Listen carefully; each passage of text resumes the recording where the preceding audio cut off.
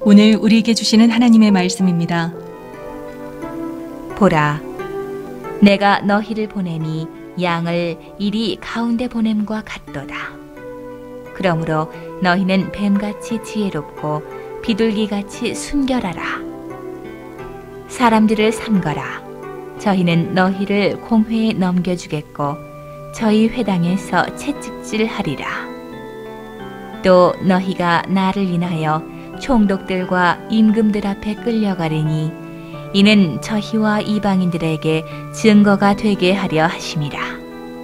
너희를 넘겨줄 때에 어떻게 또는 무엇을 말할까 염려치 말라.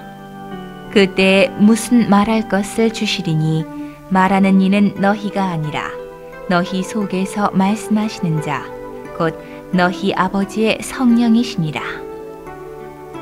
장차 형제가 형제를, 아비가 자식을 죽는데 내어주며 자식들이 부모를 대적하여 죽게 하리라. 또 너희가 내 이름을 인하여 모든 사람에게 미움을 받을 것이나 나중까지 견디는 자는 구원을 얻으리라. 이 동네에서 너희를 핍박하거든 저 동네로 피하라. 내가 진실로 너희에게 이르노니 이스라엘의 모든 동네를 다 다니지 못하여서 인자가 오리라. 제자가 그 선생보다 또는 종이 그 상전보다 높지 못하나니 제자가 그 선생 같고 종이 그 상전 같으면 족하도다. 집 주인을 바알세불이라 하였거든 하물며 그 집 사람들이랴. 그런즉 저희를 두려워하지 말라. 감추인 것이 드러나지 않을 것이 없고 숨은 것이 알려지지 않을 것이 없느니라. 내가 너희에게 어두운 데서 이르는 것을 광명한 데서 말하며 너희가 귀 속으로 듣는 것을 집 위에서 전파하라. 몸은 죽여도 영혼은 능히 죽이지 못하는 자들을 두려워하지 말고 오직 몸과 영혼을 능히 지옥에 멸하시는 자를 두려워하라. 참새 2마리가 한 아사리온에 팔리는 것이 아니냐. 그러나 너희 아버지께서 허락지 아니하시면 그 하나라도 땅에 떨어지지 아니하리라. 너희에게는 머리털까지 다 세신 바 되었나니 두려워하지 말라. 너희는 많은 참새보다 귀하니라. 누구든지 사람 앞에서 나를 시인하면 나도 하늘에 계신 내 아버지 앞에서 저를 시인할 것이요. 누구든지 사람 앞에서 나를 부인하면 나도 하늘에 계신 내 아버지 앞에서 저를 부인하리라. 내가 세상에 화평을 주러 온 줄로 생각지 말라. 화평이 아니요 검을 주러 왔노라. 내가 온 것은 사람이 그 아비와 딸이 어미와 며느리가 시어미와 불화하게 하려 함이니 사람의 원수가 자기 집안 식구리라. 아비나 어미를 나보다 더 사랑하는 자는 내게 합당치 아니하고 아들이나 딸을 나보다 더 사랑하는 자도 내게 합당치 아니하고 또 자기 십자가를 지고 나를 좇지 않는 자도 내게 합당치 아니하니라. 자기 목숨을 얻는 자는 잃을 것이요 나를 위하여 자기 목숨을 잃는 자는 얻으리라. 아멘. 일제강점기 기독 청년 시인 윤동주를 우리는 잘 알고 있습니다. 우리 국민이 가장 애송하는 시로 꼽히는 윤동주의 서시 다 기억하시지요? 죽는 날까지 하늘을 우러러 한 점 부끄러움이 없기를 잎새에 이는 바람에도 나는 괴로워했다. 하늘의 신앙 양심을 가지고 살아가는 깨끗한 영혼에 부끄러워할 줄 아는, 그리고 고민하는 심령을 우리는 느낄 수가 있습니다. 윤동주 시인이 일본 동지사 대학에 유학을 할 때 부모님들이 보내주시는 학비와 생활비를 받으며 감사한 마음과 함께 늘 죄송스러운 마음, 부모님들의 어떤 피땀이 이 학비와 생활비에 담긴지를 알았기 때문에 연동저는 늘 그것을 무겁게 받아들였다고 합니다. 그러한 것들을 생각하며 지은 시 속에는 이런 표현이 있었습니다. 인생은 살기 어렵다는데 시가 이렇게 쉽게 쓰여지는 것은 부끄러운 일이다. 그래서 평자들은 윤동주 시인을 일컬어 부끄러움의 시인이라는 별명을 붙여 주었답니다. 무슨 부끄러운 짓을 해서 그런 게 아니라 부끄러워할 줄 아는 깨끗한 심성의 시인이라는 뜻이었습니다. 맹자는 말하기를 부끄러움을 잃어버리면 사람이 아니라 짐승, 금수라고 가르쳤답니다. 윤동주 시인이 태어난 해가 1917년입니다. 그래서 2017년 탄생 100주년을 맞으며 제작된 영화 동주가 상영이 되었습니다. 혹 보신 성도님들이 계실 터인데 그 내용 속에 우리가 향수라는 시로 잘 알고 있는 정지용이 후배 동주에게 이렇게 얘기하는 내용이 나옵니다. 부끄러움을 아는 건 부끄러운 게 아니고 부끄러움을 모르는 게 부끄러운 거다. 우리가 사람들 간의 일들을 겪으며 어떤 사람에 대해 이렇게 말을 할 때가 있지요. 그 사람 착하기만 해. 칭찬일까요? 우리가 오늘 제자들에게 주셨던 말씀을 통해 분명하게 알 수 있게 됩니다. 주님께서 먼저 이렇게 당부를 하셨습니다. 보라, 내가 너희를 보냄이 양을 이리 가운데 보냄과 같도다. 그러므로 너희는 뱀같이 지혜롭고 비둘기같이 순결하라. 그럼 이 한 말씀으로만 봐도 착하기만 해서 됩니까? 안 됩니까? 안 된다는 얘기셨어요. 복음과 세상이 극명한 대립을 이루고 있음을 이렇게 가르치셨습니다. 세상이 너희를 미워하면 너희보다 먼저 나를 미워한 줄을 알라. 너희가 세상에 속하였으면 세상이 자기의 것을 사랑할 터이나 너희는 세상에 속한 자가 아니요 도리어 세상에서 나의 택함을 입은 자인 고로 세상이 너희를 미워하느니라. 그러면 요한일서 2장에는 이 세상이나 세상에 있는 것들을 사랑치 말라. 누구든지 세상을 사랑하면 하나님의 사랑이 그 속에 있지 아니하니 이는 세상에 있는 모든 것이 육신의 정욕과 안목의 정욕과 이생의 자랑이니 다 아버지께로 쫓아온 것이 아니요 세상으로 쫓아온 것이라.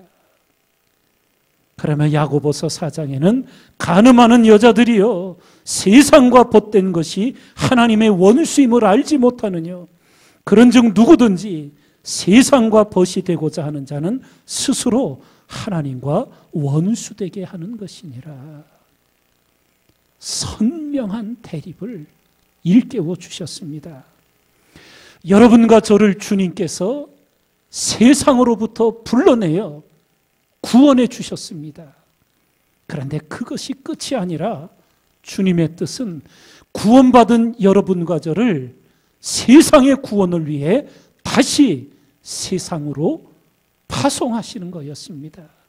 너희들은 가라 저 세상으로. 네. 그래서 우리 믿음의 선진들은 그리스도인의 생애를 바다와 배에 비유하곤 했습니다. 바다는 세상입니다. 배는 이 바다 위에 떠 있어야 돼요. 배는 그리스도인의 가정이요 교회입니다. 그런데 문제는 이 배가 바다를 항해하여 천성을 향해 가는데 바닷물이 배 안으로 구멍이 뚫려 들어오면 그 배는 침몰하고 맙니다. 세상 속에 있어야 하는 그리스도인, 그러나 세상과는 선명한 구별을 하여 살아가야 함을 일깨워 주셨던 겁니다. 그러면 오늘 본문에서 주님은 세상을 이리에 비유를 하시고 그리스도인을 양에 비유를 하셨습니다. 너무나 처절하게 비유하시며 당부하신 거지요. 그러니 너희는 뱀같이 지혜롭고 비둘기같이 순결한 이 두 가지를 겸비해야 된다고. 뱀은 우리가 아는 대로 악의 상징입니다. 마귀의, 사단의 상징이에요. 큰 용이 내어 쫓기니 옛뱀 곧 마귀라고도 하고 사단이라고도 하는 온 천하를 꿰는 자라고. 또 뱀에 대하여 창세기 3장에는 여호와 하나님의 지으신 들짐승 중에 뱀이 가장 간교하더라. 주님이 다 아시면서도 왜 뱀같이 지혜로워야 한다고 했는지. 뱀을 닮으라는 뜻이 아니었어요. 뱀의 전략, 악의 전략을 통찰해야 한다는 거였어요. 늘 이렇게 제가 표현을 해드렸지요. 사단이 시커먼 옷 입고 뿔 달고 입에는 피칠을 하고 나타나면 그 사단에게 속아 넘어갈 그리스도인이 어디 있겠어요. 그런데 성경이 일깨우는 것처럼 사단은 그렇게 나타나지를 않고 광명한 천사같이 나타나서 우리를 속이고 기만하고 우리를 미혹하는 거예요. 이솝 우화에 아주 이 사단의 전략에 너무나 명쾌하게 파악하게 해주는 이야기가 있어요. 어느 날 엄마 양이 새끼 양 둘을 집에 놔두고는 볼일을 위해 꼭 나가야 했습니다. 그래서 집에 남게 될 어린 새끼 양 둘에게 신신당부를 했어요. 누가 와도 문을 열어주면 안 된다. 엄마가 오기 전에는 문 열어주면 안 된다. 여러 차례 당부하고 또 새끼 양들에게 대답을 듣고서 출타를 했어요. 그런데 조금 시간이 지나자 늑대가 팔에 붕대를 감고 목발을 짚고 세상에서 가장 불쌍한 자세를 취하며 양의 대문 앞에 섭니다. 그러며 슬픈 목소리로 내가 다쳐서 힘드니 내 발 한 짝만 대문 안에 들여놓게 해달라고. 그러자 새끼 양들이 우리 엄마가 누구에게도 문 열어주면 안 된다고 그래서 문을 열을 수가 없다 그랬더니 늑대가 펄쩍 뛰면서 그럼 절대로 모르는 사람에게 문 열어주면 안 되지. 모르는 사람이 아니네. 모르는 늑대한테 내가 문 열고 들어가려고 하는 거 아니야. 내가 다쳐서 지금 힘이 드니까 발 한 짝만 살짝 들여놓게 문만 조금 이렇게 걸음걸을 여유롭게 해주면 돼. 그래서 어린 새끼 양들이 그렇게 문 자물쇠를 헐겁게 해준 거예요. 한 발이 들어왔어요. 짐작컨대 그게 끝이 아니지요. 조금 시간이 지나니 늑대가 아주 슬픈 우는 소리로 내 이 다친 팔이 시리니까 요 팔 손 하나만 문 안에 들여주게 조금만 더 열어줘. 그래 결국 새끼 양들이 잡아먹힌 거예요. 뱀같이 지혜로우는 말은 뱀이 되라는 얘기가 결코 아니에요. 뱀이 미혹하고 속이는 그 전략을 통찰하라는 거예요. 예? 한꺼번에가 아닌 야금야금 먹어치우는 사단의 이런 속이는 기만과 전략들을 통찰하라는 겁니다. 하나님이 주시는 지혜의 핵심은 선과 악을 분별하는 분별력이에요. 그리고 보이지 않는 것을 보이는 것을 통해 꿰뚫어 보는 통찰력이에요. 거기에 하나님 주신 지혜는 앞날을 예상하는 예지력을 갖는 거예요. 우리에게 소망의 말씀을 이렇게 주셨습니다. 너희 중에 누구든지 지혜가 부족하거든 모든 사람에게 후히 주시고 꾸짖지 아니하시는 하나님께 구하라. 그리하면 주시리라. 마귀에게 속아 넘어가는 지혜가 없는 건 이제 누구 책임이 된 거예요? 내 책임이 된 거예요. 구하기만 하면 모든 사람에게 후히 주시겠다고 하나님 약속해 주셨지요. 말씀을 읽으며 하나님의 지혜를 얻으셔야 합니다. 오직 위로부터 난 지혜는 첫째 성결하고 다음에 화평하고 관용하고 양순하며 긍휼과 선한 열매가 가득하고 편벽과 거짓이 없나니.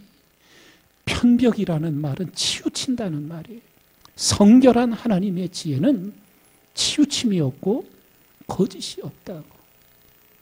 이 지혜를 늘 하나님께 겸손히 기도하며 하늘의 지혜를 갖고 사단의 견고한 진을 파는 강력한 그리스도의 군사들, 바로 여러분과 제가 돼야 될 줄 믿습니다. 이어서 주님께서 주신 말씀이 그런즉 저희를 두려워하지 말라. 저희는 누구냐 하면 사단과 그 악령들, 그리고 그 사단에 사로잡혀 이 땅에 세속 권력을 잡고 악을 행하는 권세자들이에요. 그들을 두려워하지 말라고. 감추어진 것이 드러나지 않을 것이 없고 숨은 것이 알려지지 않을 것이 없느니라. 하나님이 통치하시기 때문에 하나님의 때가 오면 다 벌거벗은 듯 드러난다는 거지요. 사단과 그 하수인들, 세속 권력자들 두려워하지 말라. 빌라도 앞에 서서 주님이 당당하셨잖아요. 빌라도가 주님께 내가 너를 놓을 권세도 있고 십자가에 못 박을 권세도 있는 줄 알지 못하느냐. 그러자 주님께서 하늘에서 주시지 않으면 빌라도 너는 아무것도 할 수 없다고. 성경은 가르칩니다. 마귀를 대적하라. 그리하면 너희를 피하리라고. 마귀를 이기는 권세를 우리에게 두 가지로 주셨어요. 하나는 예수 그리스도의 이름입니다. 예수 그리스도의 이름으로 명령할 때 마귀는 물러가게 돼 있어요. 이것이 성경에 하나님 주신 약속이에요. 그래서 여러분, 영적으로 깨어있게 되면 사단이 우리 사회에 사람들에게 역사하는 게 느껴져요. 그리고 밖에서만이 아니라 내게도 사단이 틈타려고 하는 것이 느껴질 때가 있어요. 그때 여러분과 저는 예수님의 이름으로 사단아, 내게서 물러가라. 우리나라에서 떠나가라. 명령하실 수 있는 권세가 있습니다. 모든 성도에게 주신 하나님의 능력이에요. 큰 소리 치실 것도 없어요. 우리 마가복음 1장에 보면 마침 저희 회당에 더러운 귀신 들린 사람이 있어 소리질러 가로되 나사렛 예수여, 우리가 당신과 무슨 상관이 있나이까? 우리를 멸하러 왔나이까? 나는 당신이 누구인 줄 아오니 하나님의 거룩한 자니이다. 그러자 예수께서 꾸짖어 가라사대 잠잠하고 그 사람에게서 나오라 하시니 더러운 귀신이 그 사람으로 경련을 일으키게 하고 큰 소리를 지르며 나오는지라. 큰 소리 지르는 것은 더러운 귀신이에요.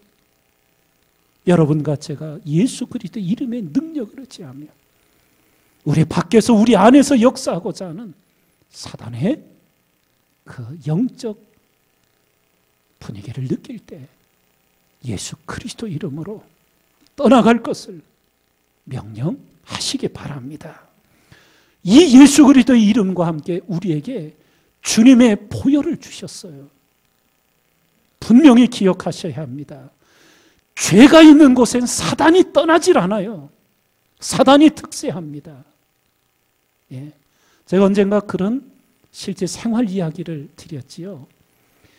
오래전 미국에서 지날 때 미국에서도 분리수거를 안 했어요. 그러면 음식물 쓰레기를 밖에 베란다 쪽에 이제 집사람이 내놔요. 그러면 어떤 날 새벽기도를 가다 보면은 쥐가 와서 그거를 갉아가지고 이렇게 쓰레기를 흐트러 놓은 게 가끔 보여요.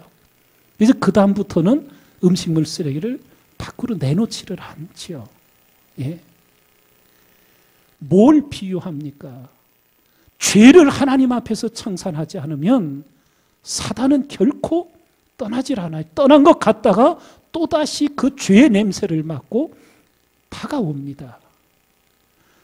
죄가 없는 곳엔 사단이 무력해집니다.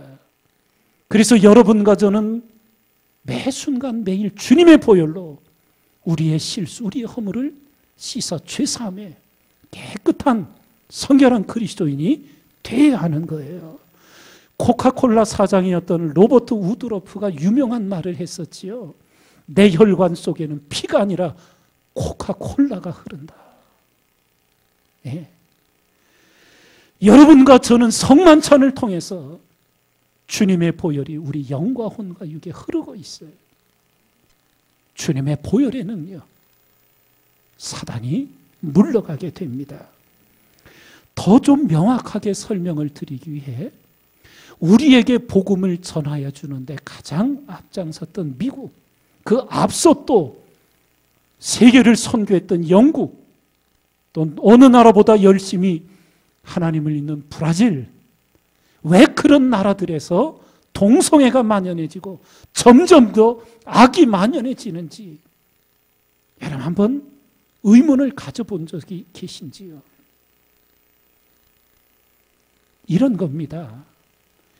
예수님을 믿었던 사람이 하나님과 그 말씀을 떠나면 그냥 불신자로 끝나는 것이 아니에요. 그 비어진 곳에 악령이 들어갑니다.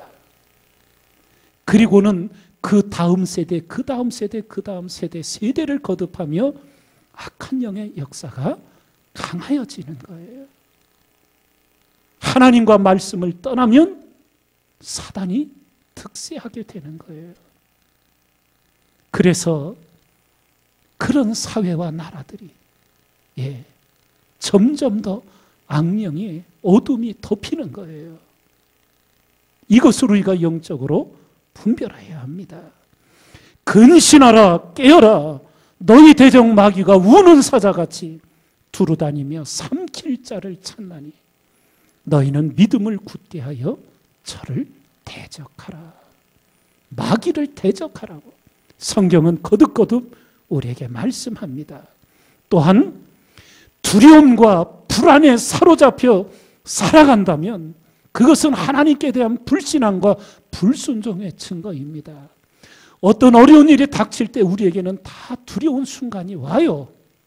그런데 그 두려움이 한 달, 6개월, 1년이 지나도록 여전히 두려움에 눌려있고 불안이 내게서 떠나가지를 않는다면 이거 영적으로 심각한 문제입니다.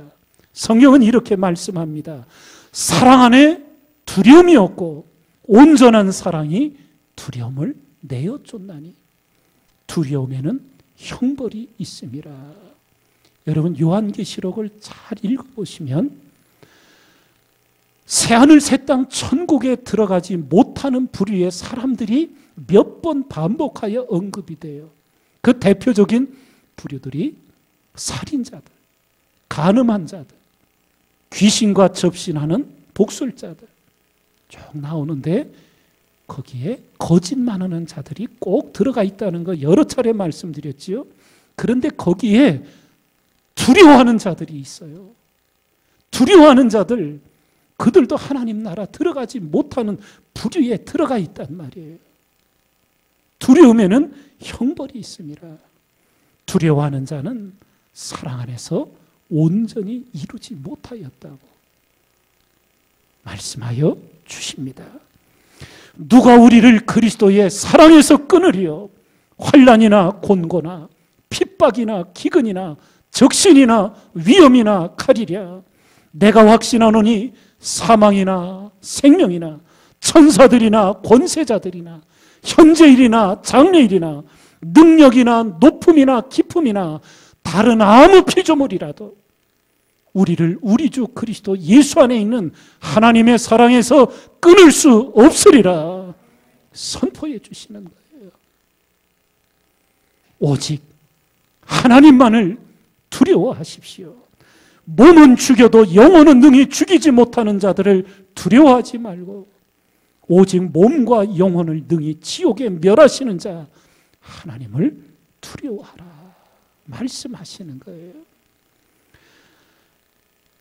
사단의 통치 안에 갇힌 줄도 모르고 이 땅에서 악을 행하는 세상 권력자들의 통치 기술이 뭐였습니까? 국민들에게 공포를 심는 거였잖아요. 스탈린 비밀 경찰들을 통하여 밤마다 잡아가는 거예요. 예. 우리의 반쪽인 북녘 땅에는 처형하며 고사포라는 것을 써서 사람 흔적을 남기지를 않아요. 공포를 조성하는 거지. 그런 것들을 두려워하지 말라는 거예요. 골리앗과 세상 앞에서는 담대한 사자 같았던 다윗. 그러나 하나님 앞에서는 순결하고 겸손한 양이었어요. 다윗이 이중 성격자예요? 아니에요. 하나님 앞에서는 양이요. 세상 앞에서는 그 무엇도 두려워하지 않는 용맹한 사자의 삶. 바로 오늘 우리가 이 땅에서 살아야 할 삶인 줄 믿습니다. 결론적으로 주님은 말씀하십니다. 자기 목숨을 얻는 자는 잃을 것이요 나를 위하여 자기 목숨을 잃는 자는 얻으리라. 우리 믿음의 선진들은 이 말씀을 한마디로 일사각오의 신앙 이렇게 표현을 했어요. 일제강점기 심사참배를 끝까지 반대하다 순교를 당한 주기철 목사님의 설교 가운데 일사각오라는 제목의 설교가 있었습니다. 전문은 남아있지를 못하고 그 당시 학생이었다가 후에 교회 역사가가 된 김인선 목사님 분이 계시는데 그분이 그때 집회 참석하여 메모해놨던 설교만이 요약한 것이 남아있어요. 그것을 잠시 읽어드립니다. 주기철 목사님의 일사각오라는 제목의 설교 요약이에요. 첫째, 예수를 따라서 일사각오. 예수를 버리고 사느냐, 예수를 따라 죽느냐. 예수를 버리고 사는 길은 정말 죽는 길이요, 예수를 따라 죽는 길은 정말 사는 길이다. 그래서 예수님의 12 제자들 중 가장 솔직하였던 도마가 우리도 주와 함께 죽자고 일사각오를 하였다. 둘째, 남을 위하여 일사각오. 예수님의 일생은 자신을 위하여 사신 것은 하나도 없었고 순전히 남을 위해 사셨던 일생이었다. 이 세상에 태어나심 자체가 남을 위한 것이었고 십자가의 죽으심 또한 죄인을 위하심이었다. 그러므로 우리들 예수를 믿는 자들의 행위도 역시 남을 위한 희생이어야 한다. 세상 사람들은 남을 희생하여 자기의 이익을 도모하지만 기독교는 자기를 희생하여 남을 구원하는 신앙이다. 도마는 훗날에 1억 인도인들을 위하여 목숨을 바쳤다. 도마의 일사각오. 오늘을 살아가는 우리들은 남을 위한 일사각오를 다짐하자. 셋째, 부활 진리를 위하여 일사각오. 부활의 복음이 우리들에게 이르기까지 피로써 전하여 왔다. 로마 제국의 잔혹한 박해 아래 50만 성도가 피를 흘렸다. 로마 교황의 핍박 아래 100만 성도가 피를 뿌렸다. 우리가 읽고 있는 성경은 피로써 써졌고 피로써 전해졌다. 피로써 전하여진 부활의 복음을 우리 또한 피로써 지키고 전하여야 한다. 예수님과 함께 죽고자 다짐했던 도마의 일사각오 다짐은 오늘 우리들에게도 요청되어진다. 그러며 주님을 따라 순교의 길을 걸어가셨던 겁니다. 사랑하는 성도 여러분, 예배를 드릴 때마다, 말씀을 읽을 때마다 여러분과 저의 하늘 양심이 회복되어 부끄러워할 줄 아는 그리스도인이 되셔야 합니다. 결정적인 순간 3번이나 주님을 부인하고 무너졌던 베드로, 그 마지막 3번째 부인한 직후 주께서 돌이켜 베드로를 보시니 베드로가 주의 말씀 곧 오늘 닭 울기 전에 내가 3번 나를 부인하리라 하심이 생각나서 밖에 나가서 심히 통곡하니라. 이 통곡의 은혜가 우리에게 임해야 합니다. 밧세바와의 간음으로 통에 자복하였지만 하나님의 심판 속에 죄 없는 핏덩이를 거두어 가실 때 다윗은 금식하며 밤새도록 땅에 엎드려 참회합니다. 다윗이 그 아이를 위하여 하나님께 간구하되 금식하고 안에 들어가서 밤새도록 땅에 엎드렸다. 하나님 앞에 부끄러워할 줄 알아야 우리는 영원히 부끄러움을 당하지 않는 그리스도인이 될 수 있습니다. 신앙은 선택이요 결단입니다. 예수냐 세상이냐, 복음의 증인으로 사느냐, 세상의 풍조를 따라 사느냐, 내 마음이 어디로 기울어져 있는지 우리 자신을 스스로 돌아보며 부끄러워할 줄 알고 분발하여 일어서는 우리 모두가 다 되기를 주님의 이름으로 축원을 드립니다.